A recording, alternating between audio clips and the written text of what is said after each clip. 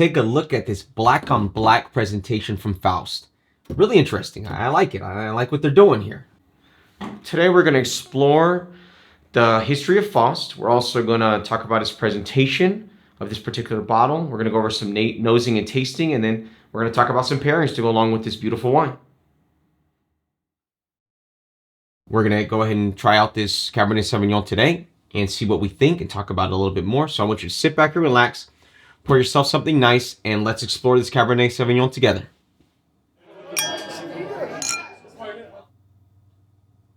I've been drinking Cabernet Sauvignon probably as long as I've been drinking wine.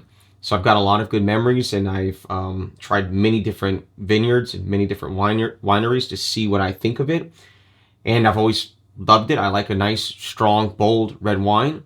But Faust, I'm a little hazy. My vision is a little hazy here because I know I've drank some of the bottles, but I think it was maybe with like a late lunch or an early dinner. I can't remember it anymore besides that. So this is going to be some rediscovery for me, and we're going to do it together here today on the channel. Faust is a relative newcomer. They've really only been around since 1998. That's when they purchased the land and they began to produce on it. And it actually used to be a dairy farm. It wasn't even producing vines. It wasn't producing wine or grapes or fruit or anything like that. It was a dairy farm. So because of that, they're new guys, and they've got their own ideas, and they're trying something that's different compared to their local regional competitors. Faust is probably one of the best kept secrets of Napa Valley. They're like the northernmost part of Napa Valley, and it's an area that's called Coombsville. They have some special climate. They have some special weather patterns that are in that area of Napa Valley. And they also have a terroir that lends itself, I think, pretty well to what they're producing here at Faust. They've got, since they're northern, they've got like a marine breeze that sticks around and a little bit of cooler temperatures. And that allows them to keep their grapes on the vine a little bit longer. And that gives them that blue-black fruit.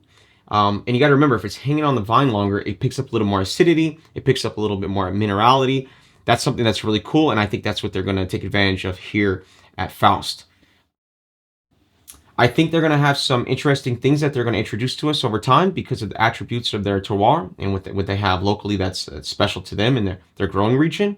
And I look forward to learning more about that lineup as the time comes along here on this channel. And we're going to do some of those reviews of what they have to offer here on Watches, Whiskeys, and Wine in the future. The presentation here is interesting. It's that black on black. It's got a little bit of gold. I like that. The back label is super simple with just white text. But I like what they've done here.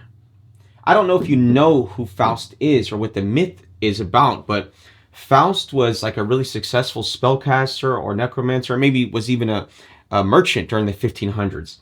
The myth goes that he was unsatisfied with life and he wanted more out of life. So he made a pact with the devil for unlimited knowledge and unlimited worldly pleasures. And of course, he had to give up his soul for that.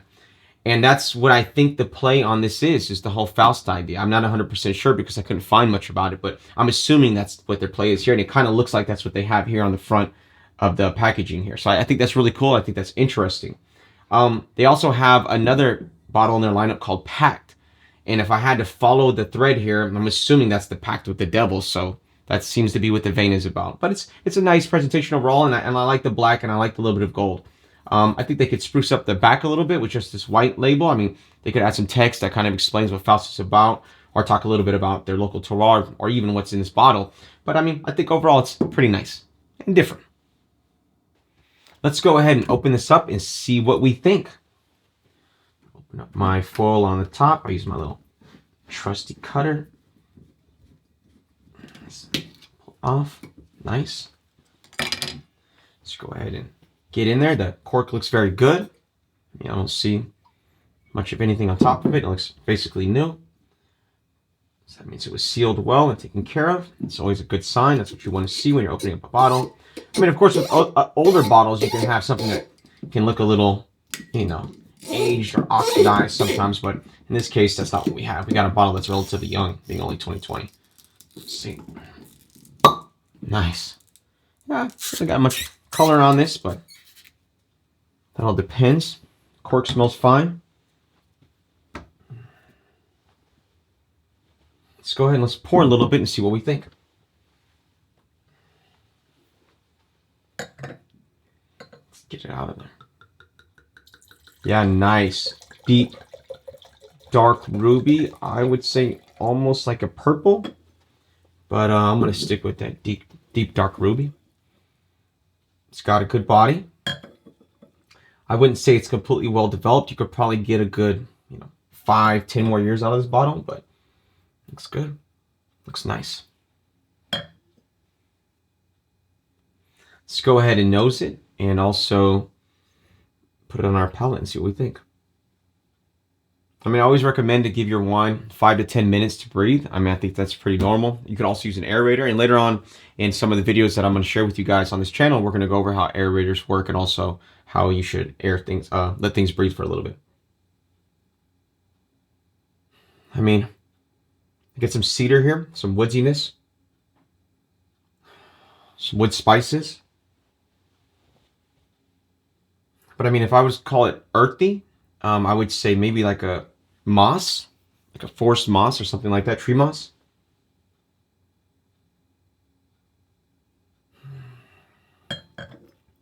I mean, it's called crushed rock, but you could also say like oyster shell. That comes through, very nice. And I like that that's part of the soil. You know, you pick that up from the terroir, from the local area. Let's go ahead and put it on our palate and see what we think.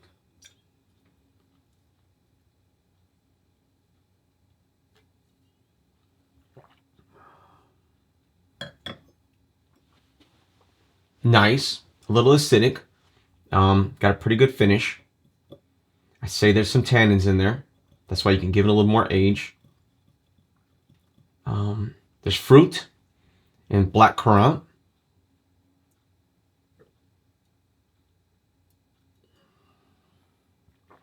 Definitely fruit, like vine. I guess maybe like a blackberry. Yeah, but fruity, nice. Not very dry. There's some dryness there, but it's not overly dry. But it is acidic, and you do have quite a bit of a finish. Yeah, but nice, very nice. As usual, when I have something nice on my palate, I like to pair it with, some cheese or fruits or whatever. Sometimes it could be crackers, whatever the case may be. In this case right here, I'm going to bring out some nice cheeses. I have actually a white cheddar that's English. That's got a little bit of sweetness to it. I've got a savory Italian cheese that's kind of like, I don't know, you'd say it's savory, it's nutty.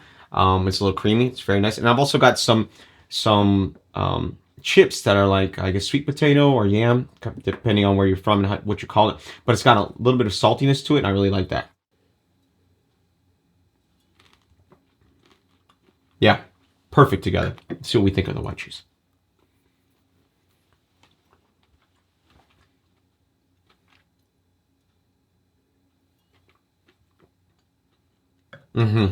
Wow.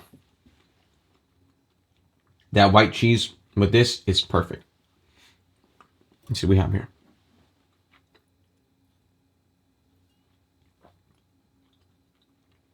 This is okay, but the white cheese is excellent with it, and these sweet potato chips with the saltiness, perfect.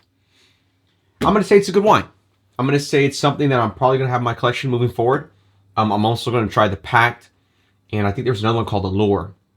See what they're about, and keep my eye on Faust. I think they're going to bring some really interesting things to the future because, like I said, they're one of the newest American viticultural areas, so they've got a long way to go. And I think because of how special the terroir is and their local growing region, I think we're going to see some interesting things come out of what Faust is producing. So I want to thank you for joining me today, learning a little bit about Faust, learning a little bit about this Cabernet Sauvignon. And I look forward to hearing more from you. Please like, subscribe, comment. Also, send me any kind of suggestions you have, any questions you have. I can learn something alongside of you. Just let me know what it is. And I look forward to seeing you here again. Thank you.